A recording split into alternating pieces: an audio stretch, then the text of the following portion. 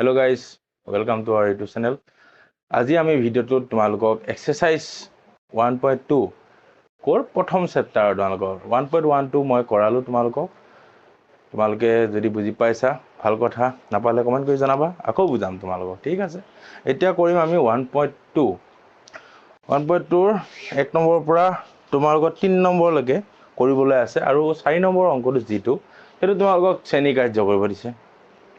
ল'ৰা-ছোৱালীৰ লগত মিলি কৰিব দিছে বন্ধু বান্ধৱীৰ লগত যি আছে তোমাৰ বন্ধু বান্ধৱী হা হ'ব এতিয়া কিমান অনুশীলনী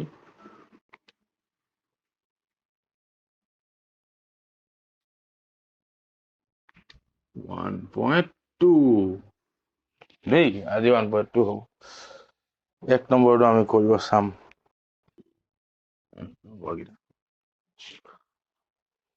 এক নম্বৰটো কি দিছে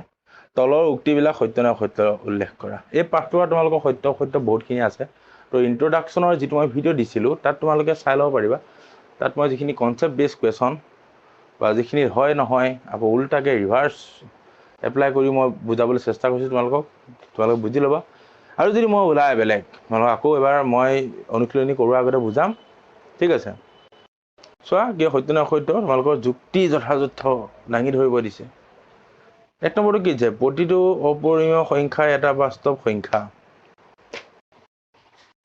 দুটা শব্দ দিলে এটা হল অপৰিমেয়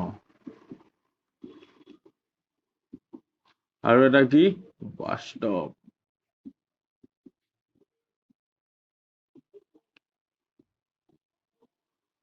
দুইটা কৈছে প্ৰতিটো অপৰিমেয় সংখ্যাই বাস্তৱ সংখ্যা হয়নে কি ক'লে প্ৰতিটো অপৰিমেয় সংখ্যাই বাস্তৱ সংখ্যা আমি ইন্ট্ৰোডাকচনত কৰিছিল আকৌ মই এবাৰ বুজাই দিছো তোমালোকক বাস্তৱ সংখ্যা বুলিলে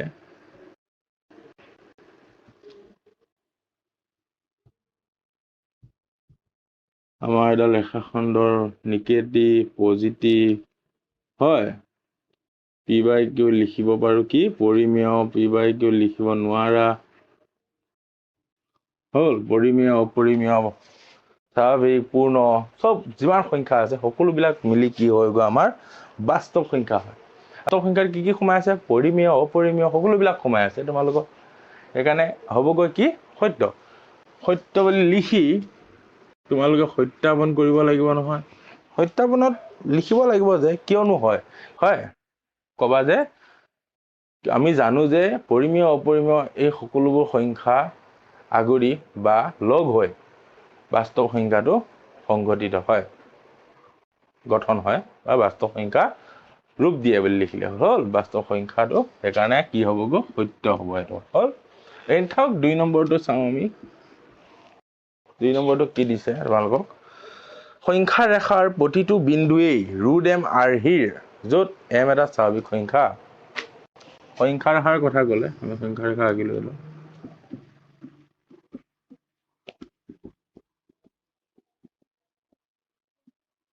প্ৰতিটো সংখ্যাই ৰুট এম আৰ্হিৰ বুলি কৈছে ৰুট এম আৰ্হিৰ য'ত এম এটা কি বুলি কৈছে স্বাভাৱিক সংখ্যা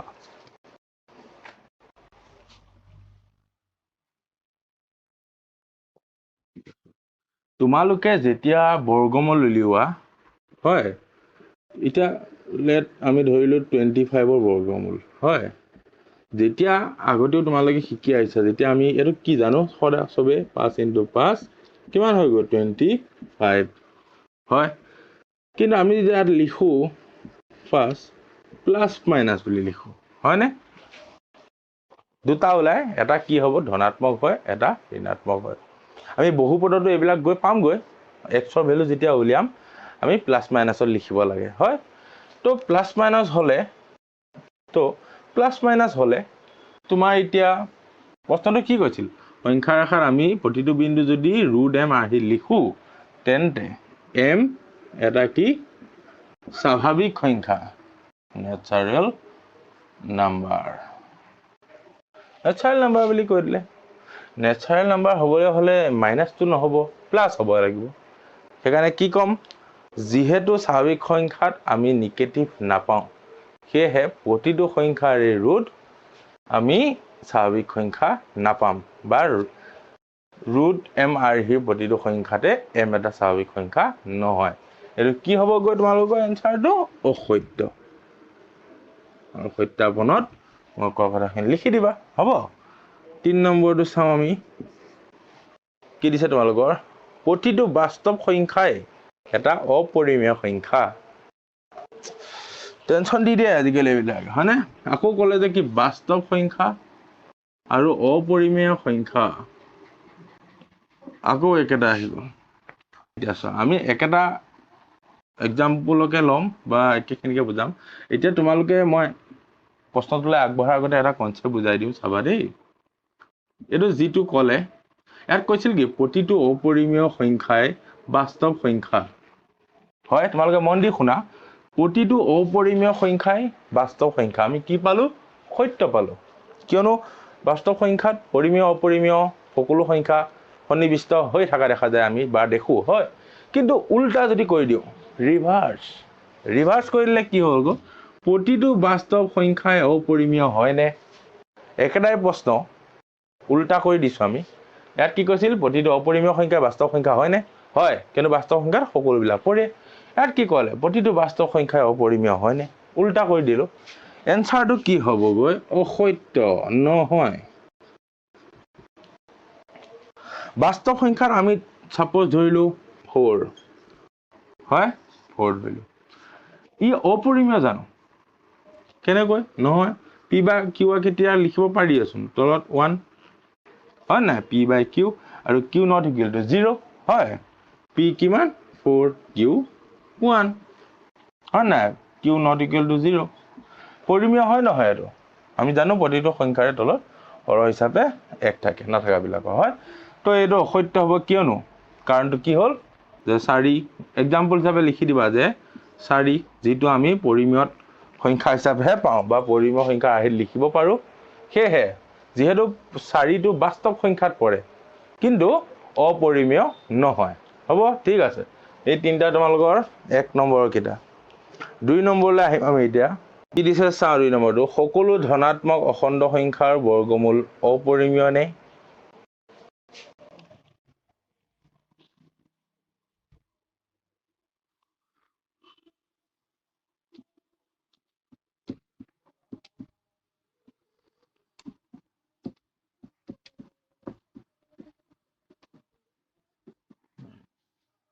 হয়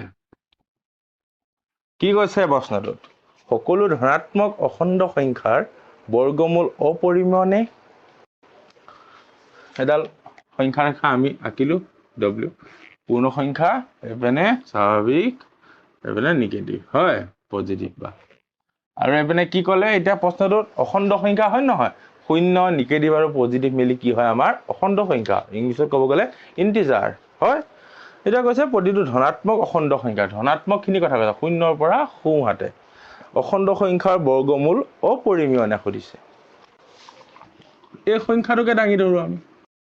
9 ৰুট অভাৰ বৰ্গমূল কৰিব দিছে 9ৰ বৰ্গমূল কি হ'বগৈ 3 হয়নে নাই প্লাস মাইনাস লগাই দিয়া বাৰু হ'ব তোমালোকৰ সন্তুষ্টিৰ বাবে এতিয়া 3 আৰু -3 ইহঁতে জানো অপৰিমেয় জানো আৰু 1 পি বাই কিউ আকৃতিত হৈ আছে হে কি হ'বগৈ অসত্য কিন্তু ধনাত্মক অখণ্ড সংখ্যাৰ বৰ্গমূল অপৰিমেয় নহয় এটোটো পৰিমেয় পালো আমি পি বাই কিউ লিখিব পাৰো যদি নহয় তেনেহলে এটা সংখ্যাৰ উদাহৰণৰ সহায়ত দিয়া যাৰ বৰ্গমূল এটা পৰিমেয় সংখ্যা হয় নহয় কিয় নহয় এনেকে লিখি দিবা যে 9টো যদি আমি ধনাত্মক অখণ্ড সংখ্যাৰ পৰা উঠাও তাৰ কি পাওঁগৈ 3 পাওঁ আৰু 3টো পৰিমেয় সংখ্যা যেহেতু আমি ইয়াক পি বাই কিউ আকৃতিত লিখিব পাৰো ঠিক আছে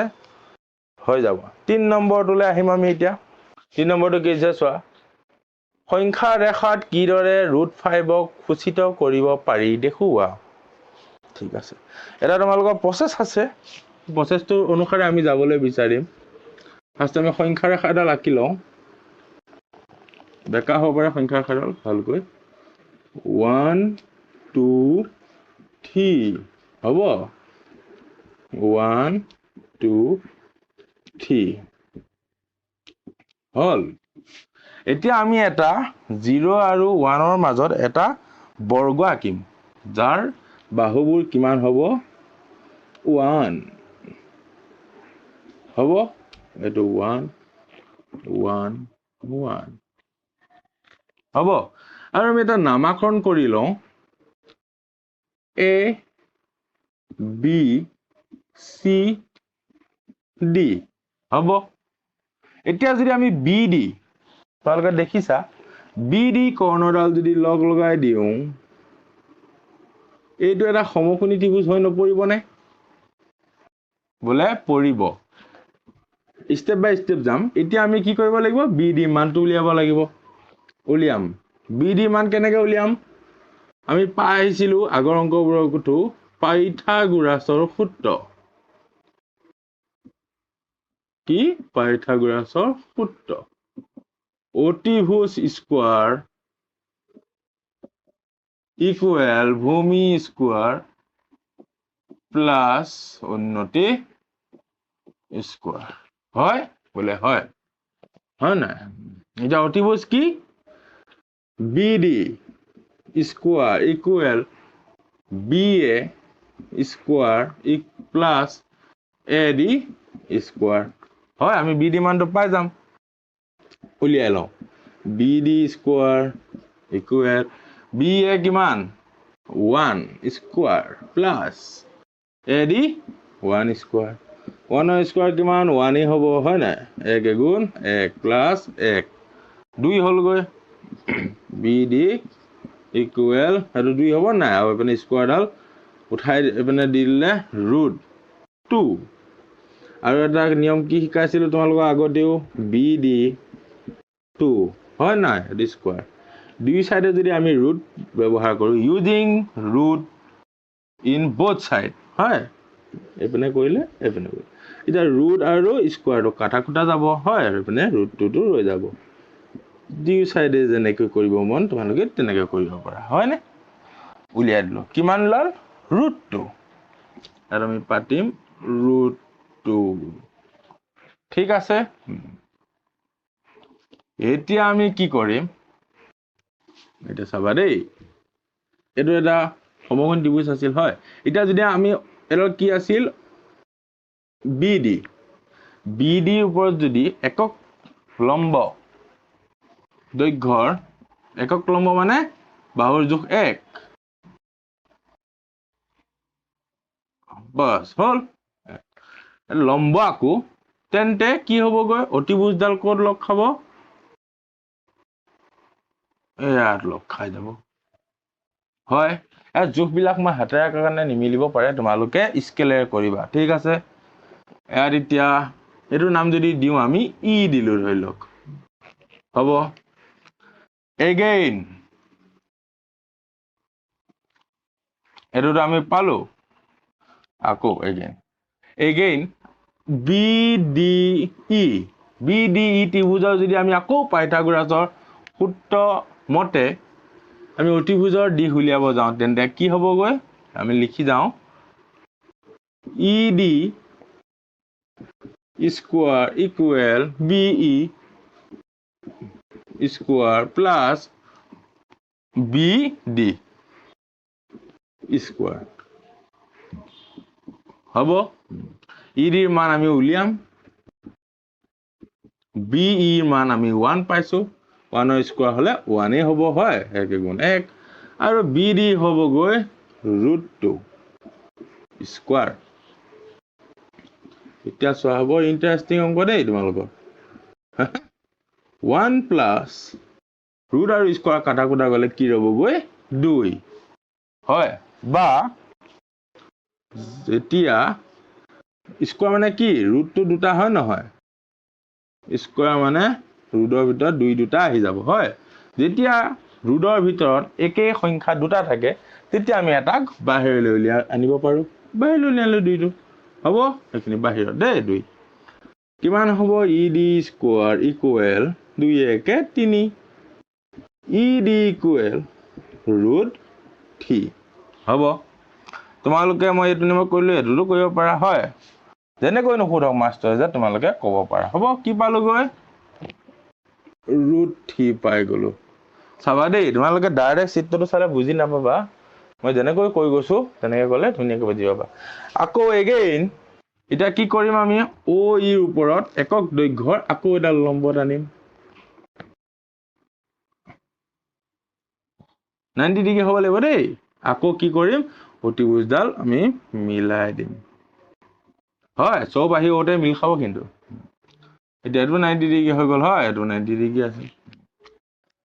এটোৰ নাম আমি এফ দিম হ'ব বাস এটো এইকণতে দেই এতিয়া চোৱা আকৌ যদি আমি পাইথাগোৰাছৰ সূত্ৰ মিলি এটো 1 নম্বৰতে উলিয়াইছিল এটো 2 নম্বৰ দেই এটো 3 নম্বৰ উলিয়াই আছো এতিয়া মনত ৰাখিবা মই লিখোতে খেলিমেলি হৈছে ধুনীয়াকে চেপত আছে বাৰু তোমালোকে পাৰিবা 3 নম্বৰটো কি হ'ব এতিয়া এটো ত্ৰিভুজৰ OEF ত্ৰিভুজৰ নামকেইটা যদি তুমি ওপৰত লিখিলা ভাল হ'ব তোমালোকৰ AOB হয় AOB এটো ত্ৰিভুজ কিমান ত্ৰিভুজ BOE এতিয়া ত্ৰিভুজ কি হ'ব গৈ ত্ৰিভুজ OEF OEF আমি ত্ৰিভুজৰ জোখ উলিয়াম হয় পাইথাগোৰাছৰ সূত্ৰ অনুসৰি এতিয়া চোৱা কি হ'ব গৈ OF square equal EF square plus OE square হয় না নাই OF স্কয়াৰ EF ৰ মান কিমান এটো ভুল নকৰিবা লম্বডাল সদায় একক দৈৰ্ঘ্য আমি টানি আছো মানে 1 স্কয়াৰ প্লাস OE কিমান OE কিমান √3 পাই আহিছে মান হল OE স্কয়াৰ ইকুৱেল √1 স্কয়াৰ মানে 1 প্লাস √3 আকৌ এই কনসেপ্টটো লগালে স্কয়াৰ বা ৰুট কাটা গল বা √3 পূৰণ কৰিলে ৰুটৰ মাজত যদি ভিতৰত যদি আমি একেই নাম্বাৰ দুটা পাই যাওঁ এটা আমি উলিয়াই নিব পাৰো হয় সেইকাৰণে 3 পাতিম হ'ব OF square equal 3 1 4 OF equal √4 √4 ৰ মান আমি জানো কি বুলি 2 দুগুণ 4 হল তিনটা পাই গলো নহয় কিমান পালো গৈ 2 এতিয়া তোমালোকৰ মনত এটা প্ৰশ্ন উঠিব ছাৰ আমি এনেকৈ কৰি গৈ কি কৰিব লাইছো হেটো প্ৰশ্নটো মই এতিয়া তোমালোকক নাইকিয়া কৰি দিওঁ এনসাৰটো দি দিওঁ যে যেতিয়ালৈ আমি এনেকৈ একক দৈৰ্ঘ্যৰ লম্ব আঁকি ত্ৰিভুজৰ ওপৰত এটা এটাকৈ ত্ৰিভুজ উলিয়াই গৈ থাকিম আৰু আমি অতিভুজৰ দিশ পাই গৈ থাকিম যিখিনিত আমি অতিভুজৰ দৈৰ্ঘ্যটো √5 পাম কিয়নো আমাক কি আঁকিব দিছে √5 সংখ্যা ৰাখাৰ ওপৰত √5ৰ জায়গাটো আমাক ধৰা পেলাব দিছে হয় আমিতো নাজানো ডাইৰেক্ট ক'ত আছে কেনেকৈ জানিম আমি এইটো পদ্ধতি কি কৰিব কৈছো আকৌ এবাৰ কৈছো যেতিয়ালৈ আমি অতিভুজৰ দৈৰ্ঘ্য √5 নাপাওঁ তেতিয়ালৈ আমি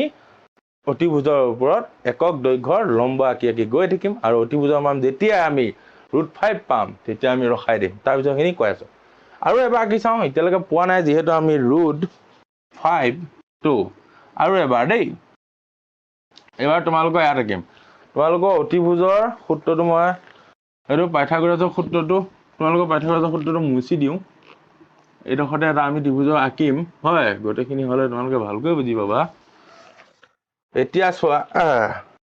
আকৌ আমি যদি লম্ব আঁকো লম্বডাল কেনেকুৱা হ'ব গৈ এনেকে হয় 1 এটাও যদি আকৌ মিলাই দিওঁ ওতে মিলিবহি নাই হয় মিলিব এতিয়া OFG বুলি ধৰিলো এটো হয় এতিয়া এটো 4 নম্বৰ হ'ব হয় ত্ৰিভুজ OFG কি হ'ব OG square equal GF square plus OF square OG মান উলিয়াম GF ৰ মান 1 স্কয়াৰ প্লাস OF ৰ মান 2 square OG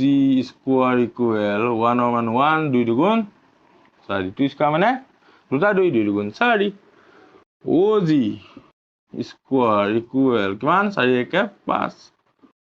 OG equal square কিমান নিলে √5 পাই গলো নে মই কোৱাটো বলা সাপ পাই গলো ইয়েস এতিয়া হ'ব খেলটো √5 পালো আমি লিখিম না দেই √5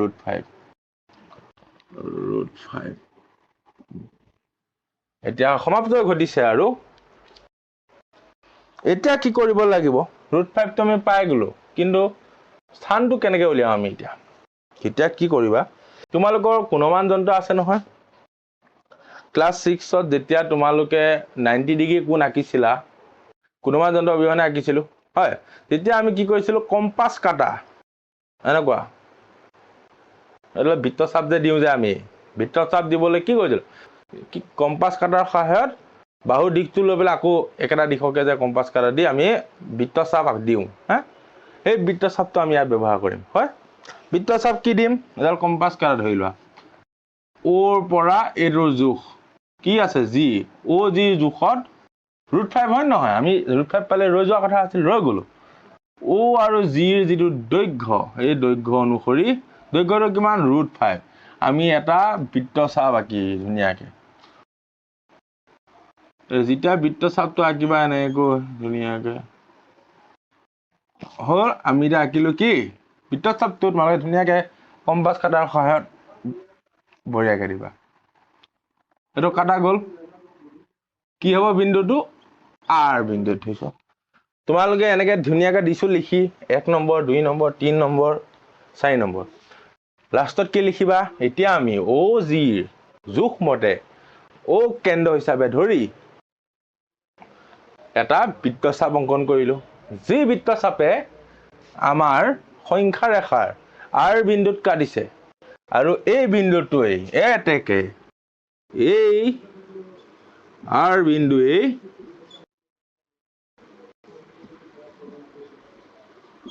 √5ক খুচাব কি কৰিব √5ক খুচাব হ'ব এই বিন্দুটো কি √5ৰ আমি কি উলিয়াব দিছিল √5ক সূচিত কৰিব পাৰি নে কৰিছিল পাৰি দেখুৱা বুলি কৈছিল দেখাই দিলো হল ধুনীয়াকে 3 নম্বৰৰ ভিতৰত পাই যাবা তোমালোকে 3 নম্বৰ ধুনীয়াকে লিখিবা এটা মাষ্টৰ চাওঁতে যে অকনো থুটা মুটাই লাগিব নোৱাৰে যে ধুনীয়াকে কৰিছে হল সাব সিগুণকে কৰিবা হ'ব লাষ্টত লিখাখিনি বুজি পাইছা আকৌ এবাৰ কৈ দিছো আমি O কেন্দ্ৰ ধৰি OGৰ সমান ব্যাসাৰ্ধ লৈ এটা বৃত্তচাপ অঙ্কন কৰিলো হয় এই বৃত্তচাপে আমাৰ সংখ্যা ৰেখাৰ R বিন্দুত কাটিছে এটো বিন্দুটো কাটা জায়গাত দি দিবা R বিন্দুত কাটিছে আৰু এই R বিন্দুতে হৈছে √5 হ'ব এইখিনি তোমালোকৰ 4 নম্বৰটো একেটাই অঙ্ক একেদৰে কৰিব দিছে তোমালোকৰ শ্ৰেণী কোঠাত সকলোৰে লগত কৰিব দিছে তোমালোকে কৰিবা হ'ব তো এইখিনিতে আজি আমাৰ এই অনুশীলনটো সমাপ্ত কৰিছে ইয়াৰ নেক্সট ভিডিঅ'ত মই কৰাম তোমালোকক 1.3 যিটো অঙ্ক বহুত আছে আৰু কিন্তু আমি শৰ্টকাটেৰে কৰিম আৰু কম সময়ত সমাপ্ত কৰিব চেষ্টা কৰিম ঠিক আছে তেতিয়ালৈকে take care and bye by